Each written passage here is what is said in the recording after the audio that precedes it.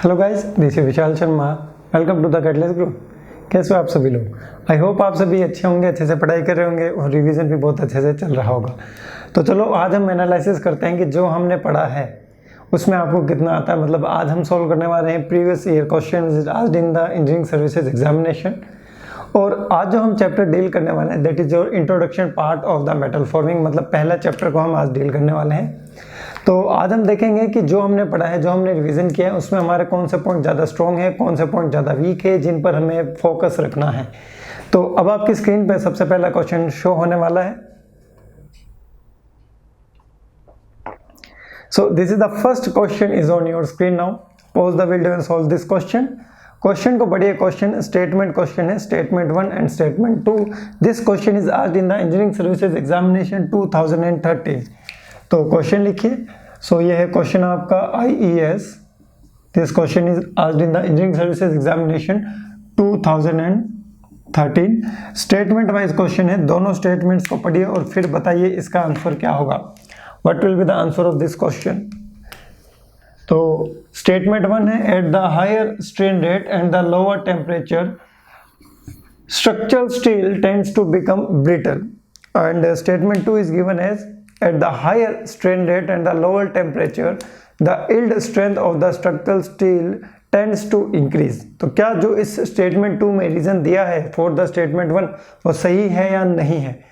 तो जो रीजन दिया है वो एक्चुअल रीजन नहीं है, लेकिन इंडिविजुअली जो स्टेटमेंट 1 है और जो स्टेटमेंट 2 है वो क्या है, करेक्ट है।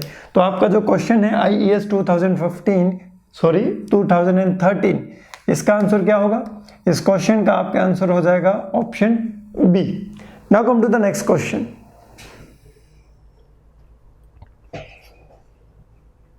सो this question is asked in the IES 2018।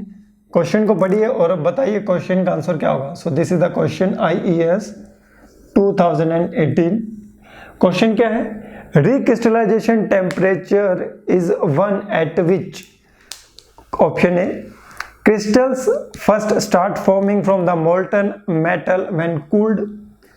New spherical crystals first begin to form from the old deformed ones when that strained metal is heated. C, the allotropic form changes. D, crystals grow bigger in the size। मतलब crystal का size increase हो जाता है। तो recrystallisation temperature वो temperature है जहां पर आपके जो डिफॉर्म्ड ग्रेन्स हैं वो अनडिफॉर्म्ड ग्रेन्स बनकर न्यू ग्रेन्स का फॉर्मेशन करते हैं। और ये जो डिफॉर्म्ड ग्रेन्स बनते हैं ये बनते हैं आपके कोल्ड वर्किंग के कारण। तो जो आपका ऑप्शन बी है वो क्या है इसका correct answer. So the option B will be the correct answer. Now come to the next question.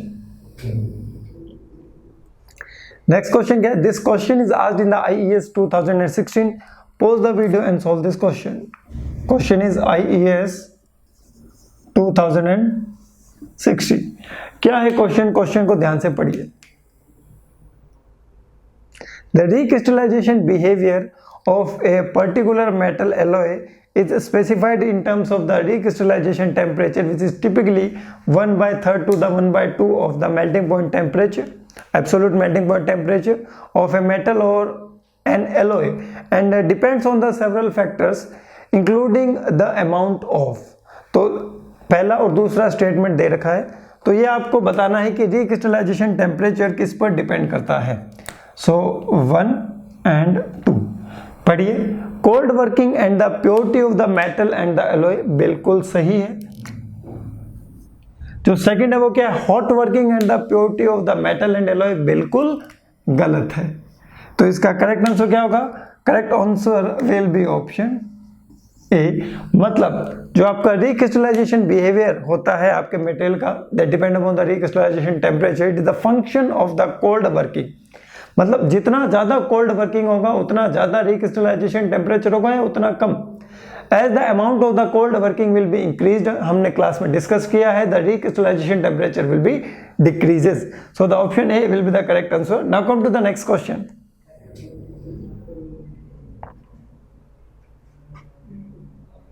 So this question is asked in the IES 2016। अभी आपके क्वेश्चन स्क्रीन पर है। Question is IES 2016। देखिए क्वेश्चन क्या है, pursuant to plastic deformation of metals the mechanical properties of the metals get changed। बिल्कुल सही है। The mechanical properties of the metal depend upon the grain size, ये भी बिल्कुल सही है। Also which gets changed by the plastic deformation, बिल्कुल सही है। प्लास्टिक डिफॉर्मेशन से ग्रेन का साइज भी चेंज होता है। तो आपका ये statement wise question, so this is the question statement 1 and second is the statement second. तो both are the correct. Now come to the explanation. जो दे रखा है आपको स्टेटमेंट 2 में वो भी बिल्कुल सही है। तो जो IAS 2016 है इसका करेक्ट आंसर क्या हो जाएगा? Option A will be the correct answer, क्योंकि जो स्टेटमेंट 2 में रीजन दे रखा है वो भी आपका क्या है? करेक्ट है। रीजन भी आपका क्या है? Correct. Now come to the next question. Next question is the IAS 2011, again assertion and reason question is given. So pause the video and solve this question. Question क्या है देखिए, IAS 2011। तो question लिखिए पहले। So this is the question IAS 2011 and in the question assertion and reason is given, assertion and reason. So the lead, zinc and tin are always hot work because इनका जो recrystallisation temperature होता है वो आपको पता है, class में discuss किया हमने, वो क्या होता है। Reason is given that if they are worked in the cold state they can not retain their mechanical properties, ये भी बिल्कुल सही है। तो असर्शन भी करेक्ट है और रीजन भी करेक्ट है, और साथ ही साथ जो रीजन में एक्सप्लेनेशन दी है, साथ ही साथ जो रीजन में एक्सप्लेनेशन दी है वो करेक्ट नहीं है। तो इसका करेक्ट आंसर क्या हो जाएगा? Option B will be the correct answer. Now come to the next question.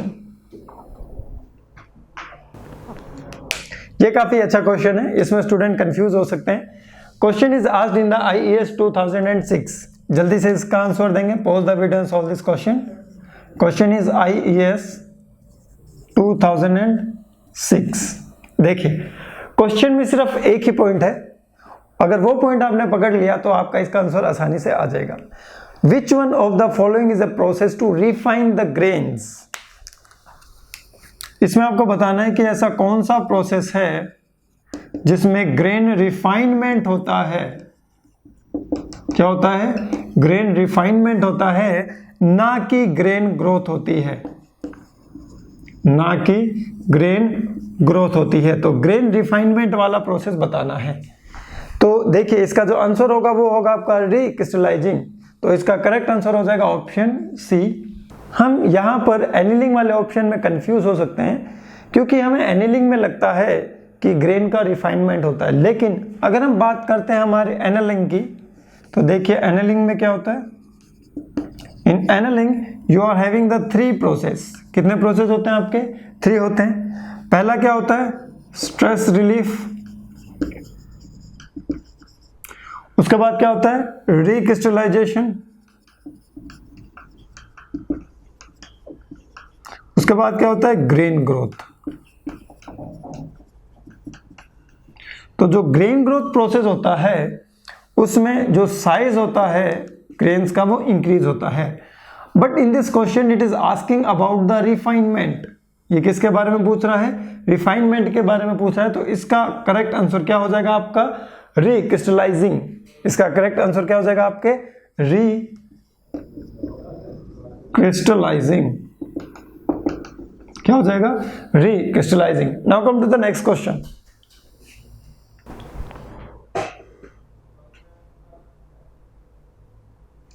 So this question is asked in the IAS 2004, which is on your screen now. Consider the following statements. Following statements को consider कीजिए और जल्दी से बताइए इसका answer क्या होगा। क्या होने वाला है इसका आंसर? देखिए, in comparison to the hot working के कंपैरिजन में in cold working।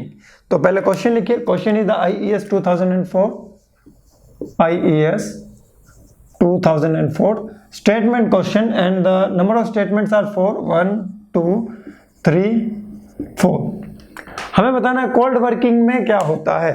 Higher force are required, बिल्कुल सही है। नो हीटिंग इज रिक्वायर्ड, बिल्कुल सही है। लेस डक्टिलिटी इज रिक्वायर्ड, बिल्कुल गलत है। मेटेरियल डक्टाइल होना चाहिए। Better surface finish is obtained, बिल्कुल सही है। तो ऐसा ऑप्शन देखिए जिसमें 3 ना हो, तो आपके पास करेक्ट ऑप्शन बच जाएगा ऑप्शन बी। करेक्ट ऑप्शन क्या हो जाएगा आपके? Option B. 1, 2 and 4 are the correct. Now come to the next question.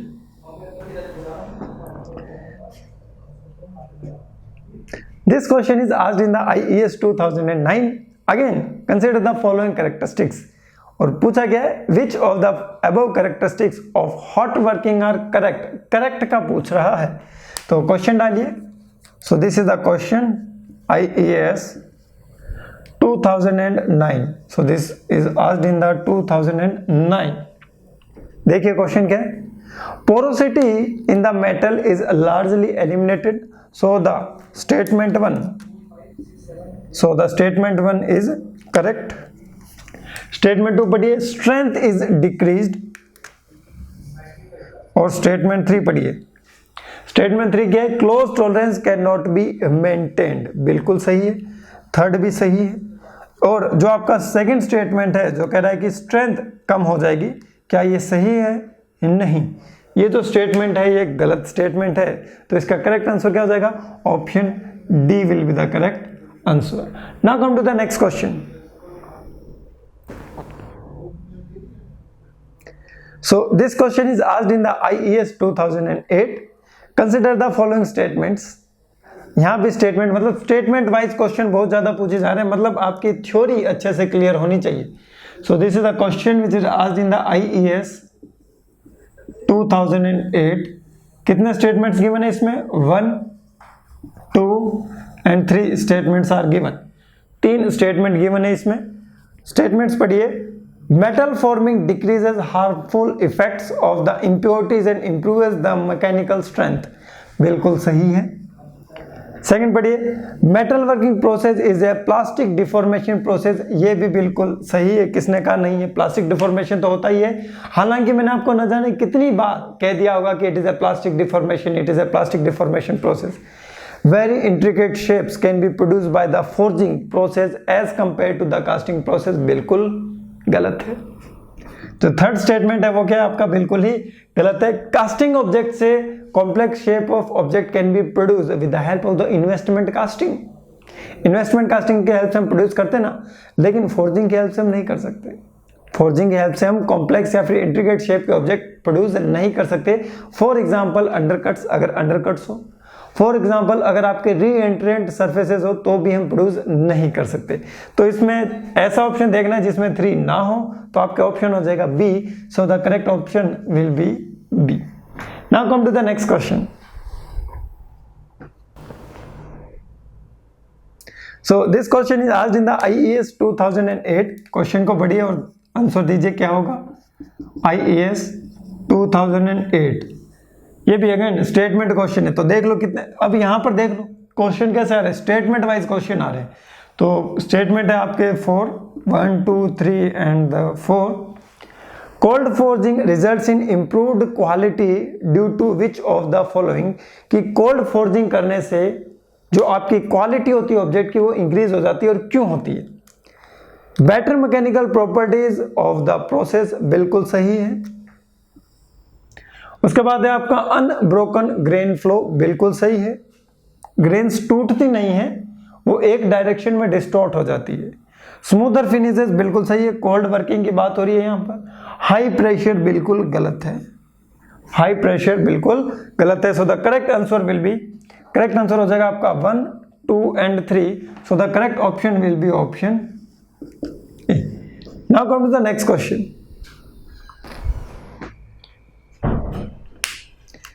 So this question is asked in the IES 2004. Pause the video and solve this question.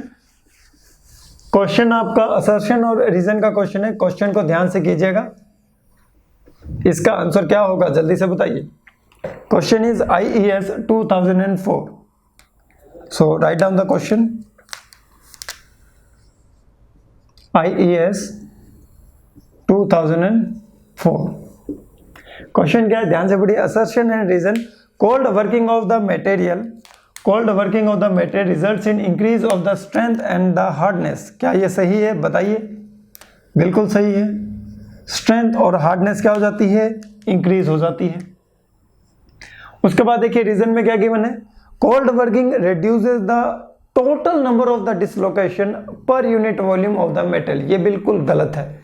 Number of dislocations will be increased, so the assertion is correct and the reason is incorrect, so the correct option will be option C. Now come to the next question. ये dislocation कैसे increase करता है, strain hardening आप material science में पढ़ोगे तो वहां से आप इसको डील कर सकते हो। Next question is IES 2003। Pause the video and solve this question. IES 2003 में यह क्वेश्चन आपसे पूछा गया है, बताइए इसका आंसर क्या होगा। Cold working produces the following effects. Again statement question है, कितने स्टेटमेंट है, 4। किसके रिगार्डिंग पूछ रहा है, कोल्ड वर्किंग के रिगार्डिंग पूछ रहा है। सो it is asking about the cold working. तो stresses are set up in the metal, grain structure gets distorted, strength and the hardness of the material decreased। तो थर्ड इज इनकरेक्ट। तो ऐसा option मत चुनना जिसमें 3 हो, ऐसा ऑप्शन नहीं चुनना जिसमें 3 हो, तो आपके जो सी और बी ऑप्शन है वो एलिमिनेट हो जाएंगे। सरफेस फिनिश इज रिड्यूस्ड, ऐसा थोड़ी ना है। हॉट वर्किंग प्रोसेस में सरफेस फिनिश खराब हो जाती है, ये तो कोल्ड वर्किंग प्रोसेस है, तो कोल्ड वर्किंग प्रोसेस में तो सरफेस फिनिश अच्छी होती है। तो 3 and 4 are the incorrect, so the correct option is 1 and 2। So the appropriate answer is not appropriate, exact answer is option A. Now come to the next question. To obtain large deformation, अगर हमें large deformation चाहिए during the cold working operation, intermediate annealing is not required, which is incorrect। annealing तो चाहिए भाई, annealing चाहिए तभी तो आपका स्ट्रेस रिलीफ होगा, और स्ट्रेस रिलीफ होने से हम फर्दर और डिफॉर्मेशन कर पाएंगे। रीजन पढ़िए क्या है, रीजन तो ऑब्वियसली करेक्ट होगा ही, पढ़ने की क्या जरूरत है। So the correct option will be option D. चलो रीजन पढ़ लेते हैं। Cold working is performed below the recrystallization temperature of the work material. ये तो बिल्कुल सही है, डेफिनेशन है, कितनी बार पढ़ोगे। Come to the next question. So this question is asked in the IES 1997, और क्वेश्चन क्या है आपका, in metal subjected to the cold working strain hardening effect is due to. Strain hardening effect किसके कारण होता है, ये बहुत ही इजी क्वेश्चन है। ये क्वेश्चन किसी का गलत होना देख लेना।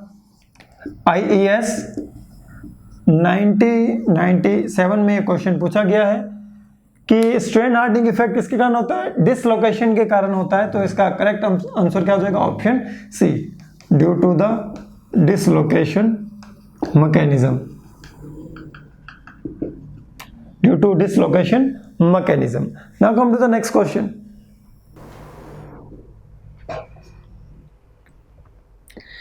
It is asked in the IES 1996। काफी इजी क्वेश्चन है, गलत नहीं होनी चाहिए ऐसा क्वेश्चन। IES 1996 में ये पूछा गया है। स्टेटमेंट वाइज क्वेश्चन है, तो देख लो स्टेटमेंट वाइज क्वेश्चन बहुत ज्यादा आते हैं, तो आपको इसकी जो थ्योरी है वो अच्छे से पता होनी चाहिए।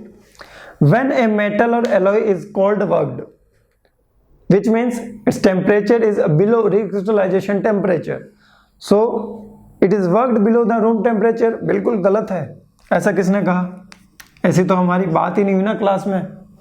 It is worked below the recrystallization temperature, बिल्कुल सही है। Its hardness and strength will be increases, बिल्कुल सही है। Its hardness increases but strength doesn't increases, ये बिल्कुल गलत है। So the 2 and 3 option is the correct, so the correct option will be option C, that is 2 and 3 are correct। अगर question में पूछा जाता कौन से इनकरेक्ट है, तो 1 and 4 आर इनकरेक्ट। तो ये भी हमें ध्यान से देखना है कि क्वेश्चन में करेक्ट पूछा है या फिर इनकरेक्ट पूछा है। जल्दबाजी नहीं करनी है, पहले ध्यान से देखना है क्वेश्चन में करेक्ट पूछा है या फिर इनकरेक्ट पूछा है। Now come to the next question. So this question is asked in the IES 2006. Again assertion and reason question is given. तो जल्दी से देखिए और बताइए आंसर क्या होगा IES 2006. So the question is, assertion is given, in case of the hot working of the metals, the temperature at which the process is finally stopped should not be above the recrystallization temperature. But class में मैंने कहा है कि हमें वहीं रुक जाना है जहां पर टेम्परेचर आपके रिक्रिस्टलाइजेशन टेम्परेचर से 100 डिग्री से 150 डिग्री, मतलब हम कह सकते हैं 100 से 150 डिग्री के बीच में अगर हम रिक्रिस्टलाइजेशन टेम्परेचर के ऊपर है हम वहीं पर रुक जाएंगे। तो ये जो आपका असर्शन है ये इनकरेक्ट है। So the reason will be obviously correct. So the question IES 2006 having the answer option D. IES 2006 assertion and reason question. Assertion and reason question. Assertion is incorrect, तो reason correct होगा ही होगा. So the option D will be the correct answer. Now come to the reason. If the process is stopped above the recrystallization temperature, grain growth will takes place again and spoil the attend structure. बिल्कुल सही है. Now come to the next question. सबसे easy question है ये, answer बताओ जल्दी से इसका. So this question is asked in the IES 1992. क्या है question? Specify the sequence correctly. तो सीक्वेंस क्या है? स्ट्रेस रिलीफ, ये तो आपको खुद को पता होना चाहिए. स्ट्रेस रिलीफ, उसके बाद क्या होता है? रिक्रिस्टलाइजेशन. उसके बाद क्या होता है लास्ट में? Grain growth. अभी थोड़ी देर पहले ये सभी चीजें हमने लिखी थी. So stress relief, recrystallization and the grain growth. So the option C will be the correct answer. Now come to the next question. ये अच्छा क्वेश्चन है, ये क्लास में हम डील कर चुके हैं कि किसका टेम्परेचर कितना होना चाहिए. So this is the question. This is in the IAS Administrative Services 1996.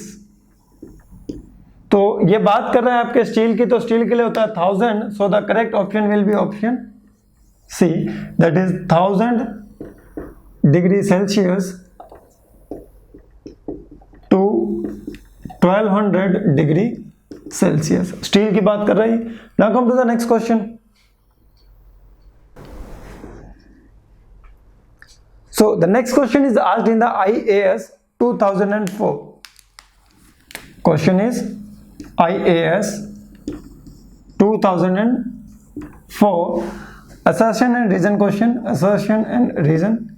So what is this question? Hot working doesn't produce strain hardening. Hot working is done above the recrystallization temperature. Strain hardening क्या hot working में होती है? बिल्कुल sir नहीं होती है. तो इसने सही कहा है. Strain hardening होती है आपके cold working में. तो assertion is correct. Reason क्या है? Hot working is done above the recrystallization temperature. ये reason नहीं है, लेकिन रीजन में जो लिखा गया है वो करेक्ट है. Assertion and reason both are the correct. अब देखिए इसमें जो एक्सप्लेनेशन दी है वो करेक्ट है या इनकरेक्ट है.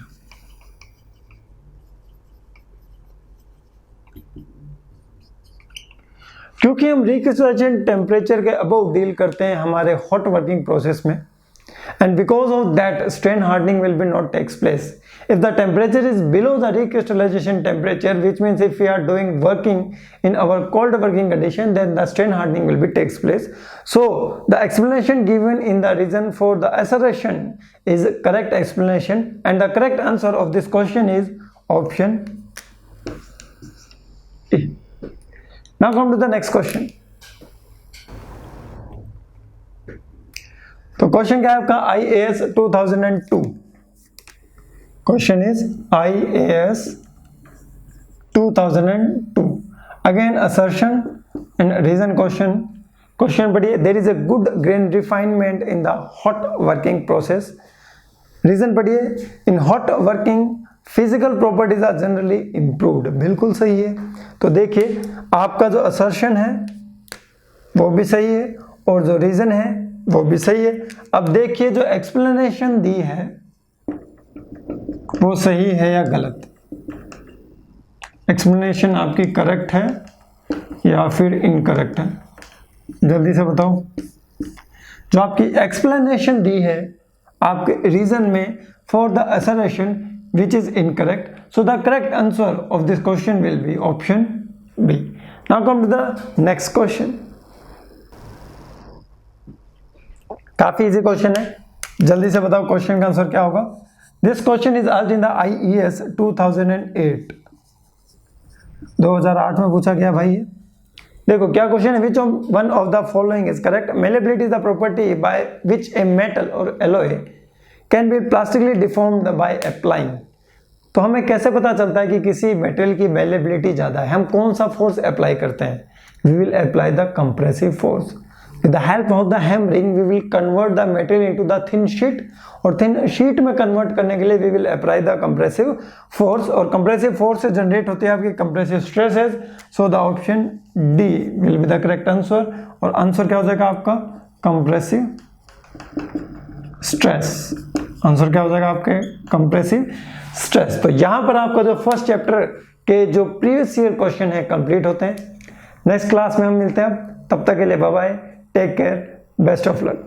Hello guys, this is Vishal Sharma, welcome back to the किडलेस ग्रुप. कैसे हो आप सभी लोग. आई होप आप सभी अच्छे होंगे, अच्छे से पढ़ाई कर रहे होंगे और रिवीजन करना नहीं भूले होंगे. तो आज हम मेटल फॉर्मिंग के सेशन में आपके next chapter that is the rolling operation के ESE में पूछे गए प्रीवियस ईयर क्वेश्चन को सॉल्व करने वाला है. So take a blank sheet, एक ही ब्लैंक शीट ले लीजिए, उसमें सफिशिएंट है. Don't use the calculator in this question session. आपको पता होगा ESE के क्वेश्चन है तो बताने की जरूरत नहीं है. So wish you best of luck. अब हम क्वेश्चन हमारे सॉल्व करेंगे. सो अब आपकी स्क्रीन पर आज का सेशन का पहला क्वेश्चन शो हो रहा है, विच इज आज इन द एडमिनिस्ट्रेटिव सर्विसेज 2001. तो क्वेश्चन है आपका IAS 2001. क्वेश्चन को पढ़िए और जल्दी से बताइए इसका आंसर क्या होना चाहिए. Consider the following characteristics of the rolling process. Shows a work hardening effect. Surface finish is not good. Heavy reduction in areas can be obtained. तो देखिए क्वेश्चन में सिंपली मेंशन है रोलिंग. क्या मेंशन है.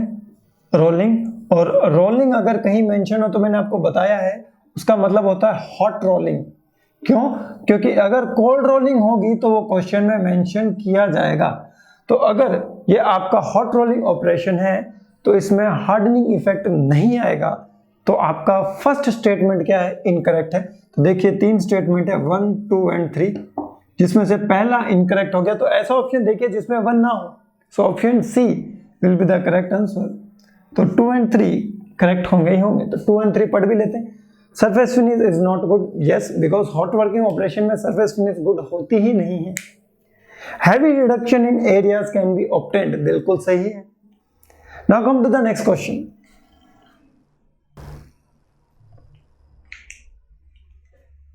सो this question is आज in the IES 2006. Question पढ़ के ही answer आ जाना चाहिए. अगर ये क्वेश्चन आपने कभी नहीं, ये थ्योरी भी आपने अगर कभी ना पढ़ी हो ना, तो ये क्वेश्चन गलत नहीं होना चाहिए किसी का. क्वेश्चन इज आज इन द IES 2006. क्वेश्चन में आपसे पूछ रहा है which one of the following is a continuous bending process. तो आंसर में आ जाओ direct. Option C will be the correct answer, that is the roll bending. क्या आंसर हो जाएगा इसका सही, रोल बेंडिंग. ठीक है. तो इस तरीके से क्वेश्चन को सॉल्व करना है. Come to the next question. Question आज इन द IES 1992. अच्छा क्वेश्चन है, बहुत सारे एग्जाम्स में पूछा जा चुका है. IES 1992 क्वेश्चन में पूछा जा रहा है thread rolling is restricted to only ductile material. क्योंकि इसमें होता है डिफॉर्मेशन, और वो भी प्लास्टिक डिफॉर्मेशन. ब्रिटल मेटल में डिफॉर्मेशन नहीं हो पाएगा. So it is restricted to ductile material. तो option D will be the correct answer, that is the ductile materials. Ductile material इसका करेक्ट आंसर हो जाएगा. Now come to the next question. Question आज the IES 1993. पढ़ते ही हो जाएगा question. IES 1993. The blank diameter used in the thread rolling will be less than the measured diameter. and it will be little larger than the pitch diameter of the thread. So the correct answer will be option D. Class में direct simple जो मैंने बताया था वैसा ही question पूछा जा चुका है. Come to the next question.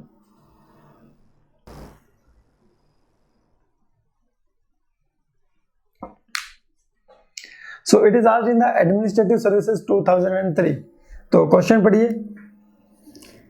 IAS 2003. Question में आपके गिवन है 3 हाई रोलिंग मिल. तो क्वेश्चन में आपको दिया गया है 3 हाई रोलिंग मिल. तो 3 हाई रोलिंग मिल कैसे होती है? 1 2 3 बताया था मैंने. एक बार इधर से जाएगा, एक बार इधर से जाएगा. तो कितना रिडक्शन हो रहा है? 2 reductions in the thickness. So the option B will be the correct answer. Option B. 2 reductions in thickness. 2 reductions in thickness. Now come to the next question. जल्दी से बताओ. ये क्वेश्चन काफी अच्छा क्वेश्चन है, इजी क्वेश्चन है, लेकिन ये बड़े बड़े कंफ्यूज हो जाते हैं इसमें. जो ज्यादा पढ़ लेते हैं ना, तो हमें ज्यादा नहीं पढ़ना है, लिमिटेड वही पढ़ना है जो एग्जाम में आएगा. ज्यादा पढ़ लोगे तो ऐसे क्वेश्चंस में कंफ्यूज हो जाओगे. ऐसे क्वेश्चंस में क्या हो जाओगे? कंफ्यूज. तो क्वेश्चन है IAS 2000 में पूछा गया है. So write down the question. IAS 2000 क्या है ये क्वेश्चन? Rolling very thin strips of the mild steel requires. बहुत ही थिन स्ट्रिप है, उसकी हमें रोलिंग करनी है. तो थिन स्ट्रिप्स है तो फोर्स भी कम चाहिए. तो ऐसा हमें रोल देखना पड़ेगा जिसमें फोर्स कम हो. और फोर्स क्या होता है? देखो, rolling force, roll separating force. देखो F क्या होता है? Sigma into area. एरिया क्या होता है आपका? LP into B. LP क्या होता है आपका? √R delta H. In order to reduce the force, area has to be reduced, LP has to be reduced and R has to be reduced.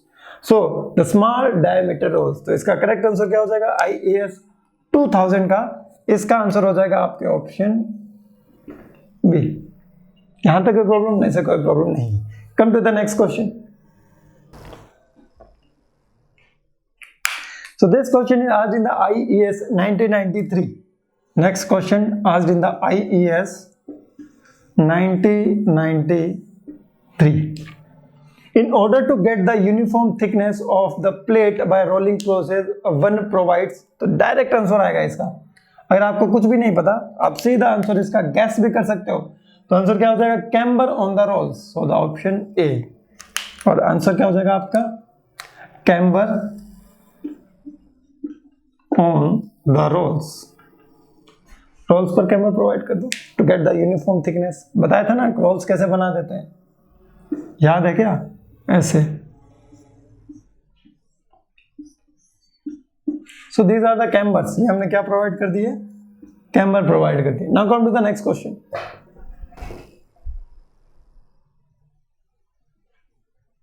So this question is asked in the IAS 2004. Pause the video and solve this question. IAS 2004. Assertion and reason question. AR. इसमें सबसे ज्यादा गलती होती है. Rolling requires high friction which increases the force and the power consumption.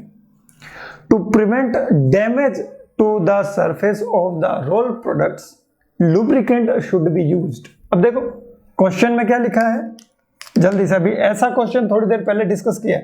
Question में लिखा है rolling, और रोलिंग मतलब हॉट रोलिंग. और हॉट रोलिंग है तो लुब्रिकेशन चाहिए क्या? नहीं चाहिए. तो लुब्रिकेशन नहीं चाहिए तो आपका रीजन इनकरेक्ट हो जाएगा, असर्शन करेक्ट हो जाएगा, and the correct answer will be option C. Come to the next question.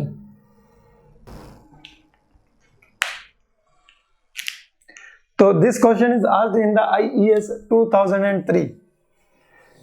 IES 2003. जल्दी से बताओ इसका आंसर क्या होगा? अगेन असर्शन है, रीजन क्वेश्चन है. Pause the video and solve this question. Question is IES 2003 and the question is assertion while rolling metal sheet in a rolling mill the edges are sometimes not straight and flat but are wavy. तो वेवीनेस ऐसे करके मैंने बताया था, याद है मुझे. तो assertion is correct. Come to the reason. Non-uniform mechanical properties of the flat material rolled out results in a waviness of the edges. ऐसा थोड़ी है, ऐसा नहीं है. तो अगर ऐसा नहीं है तो करेक्ट आंसर क्या हो जाएगा? ऑप्शन सी हो जाएगा. Come to the next question. कुछ क्वेश्चंस में मैं एक्सप्लेनेशन नहीं दे रहा हूं आपको, सो आई थिंक मैंने वो टॉपिक आपको क्लास में अच्छे से क्लियर किया होगा. IAS 1999. कुछ क्वेश्चन को मैं थोड़ा सा स्किप बहुत जल्दी भी करवा रहा हूं. तो क्वेश्चन ये भी क्या है? AR है, असर्शन एंड रीजन क्वेश्चन. तो पढ़िए असर्शन एंड रीजन और जल्दी से बताइए इसका आंसर क्या होगा.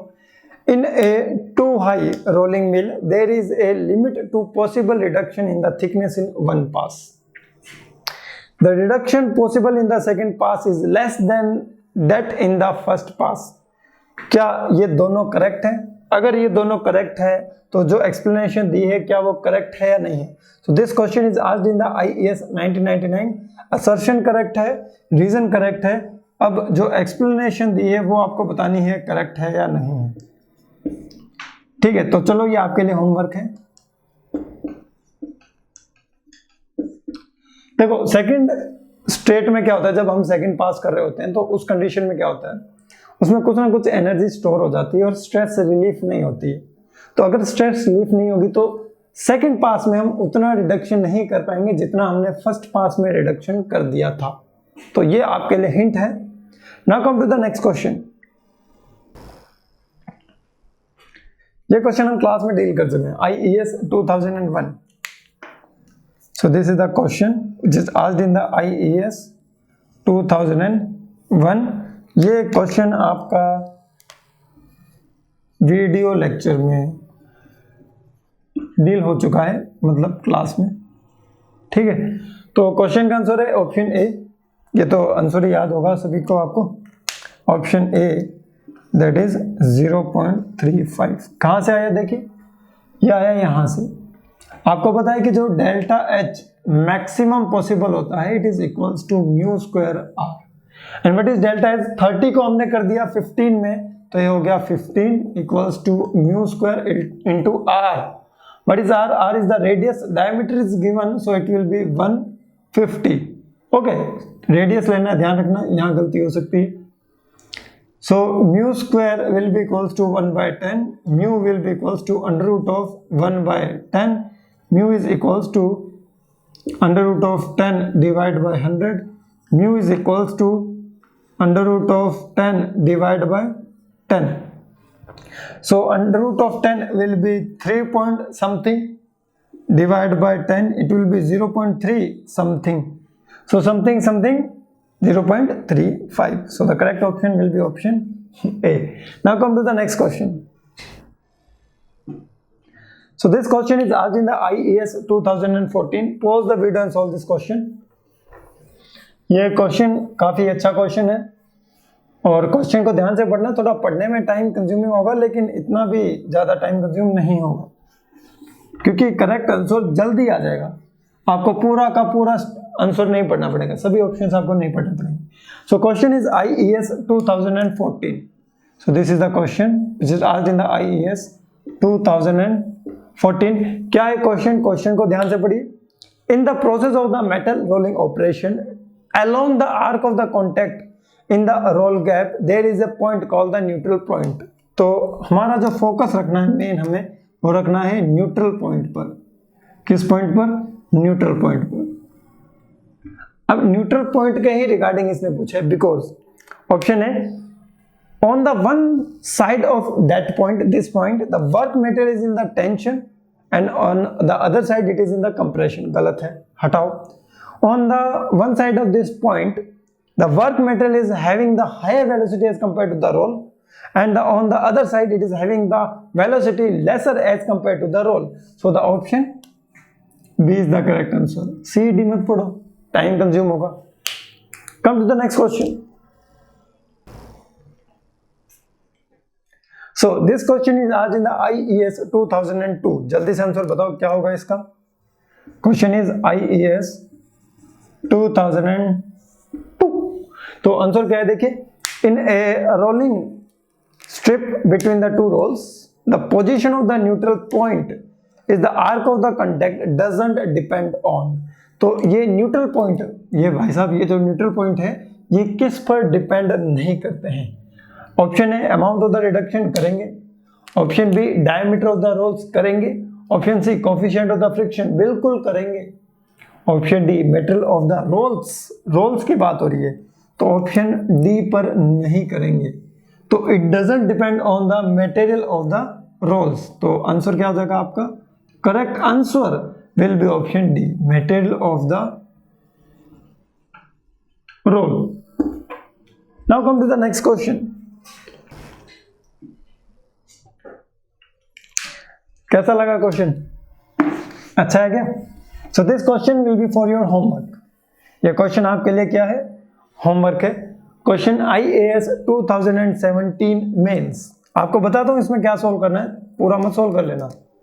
Question is IAS 2017 and it is the question asked in the conventional paper main. और आपको कैलकुलेट करना है रोलिंग फोर्स ओनली। क्या कैलकुलेट करना है आपको, रोलिंग फोर्स। और रोलिंग फोर्स कैलकुलेट करने के लिए मैंने आपको स्टेप बताए थे, और क्या क्या स्टेप थे देखिए। पहले स्टेप में हम फाइंड आउट करते हैं LP, ठीक है, और इसकी वैल्यू क्या होती है √R of delta H। Second step में हम क्या फाइंड आउट करते हैं, AP ले लो। This AP will be equals to LP multiply with B, it will be in mm, it will be in mm square. Third step में हम क्या फाइंड आउट करते हैं, we will find out the value of the force. This force will be equals to sigma into AP। This sigma will be in the Newton पर mm square and this AP will be in the mm square, so the force will be in the Newton. And in the next step we will find out the value of the A, that is equals to 0.5 times of the LP and 0.45 times of the LP. This will be in mm, it will be in mm. अब हमें pick करना है कौन सा formula use करना है। तो question में देखिए क्या मेंशन है, क्वेश्चन में ड्यूरिंग रोलिंग ऐसे लिख रखा है, तो मतलब ये आपका हॉट रोलिंग का ऑपरेशन है।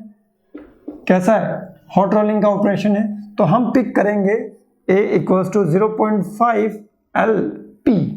उसके बाद हम क्या कैलकुलेट करते हैं, we will calculate the torque पर roller and this value will be equals to what, F into A divide by 1000 newton metre. 1000 इसलिए हमने लगाया है क्योंकि ये जो आपका F होता है it is in the Newton, और ये जो A होता है आपका ये mm में होता है। Now come to the sixth step. Sixth step में हम कैलकुलेट करते हैं पावर, ठीक है।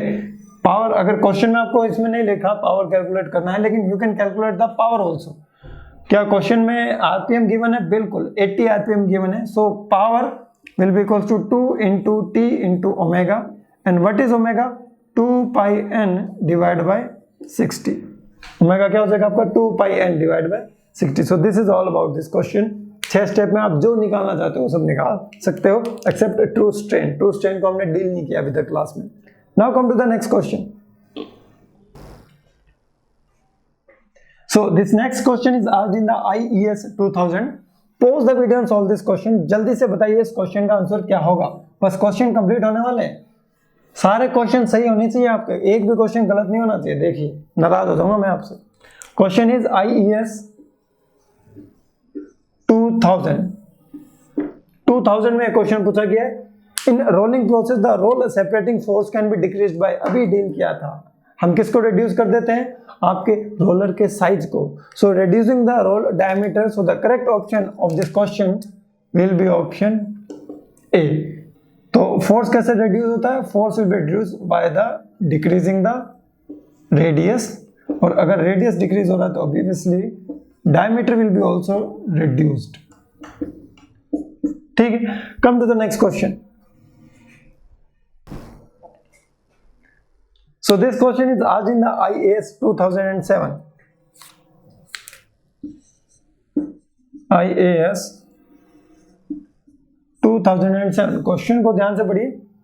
Role force can be reduced by, ये तो आ रखा है. Taking smaller reduction per pass to reduce the contact area using the large diameter holes to increase the contact area. तो लार्ज डायमीटर होल्स को तो हम यूज ही नहीं करते हैं. So the second statement is incorrect.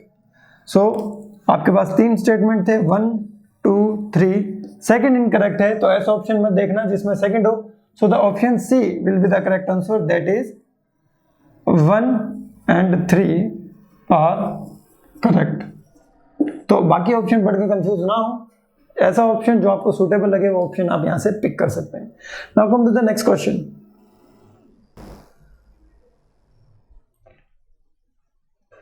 So this question is asked in the IES 2001. Pause the video and solve this question. क्या होगा इसका आंसर, जल्दी से बताओ. IES 2001 क्वेश्चन है आपका. IES 2001. चलो 2 क्वेश्चन बचे हैं. These are for your homework. ये आप खुद सॉल्व करेंगे. ये क्वेश्चन आपके लिए होमवर्क है. अब नेक्स्ट क्वेश्चन देखिए.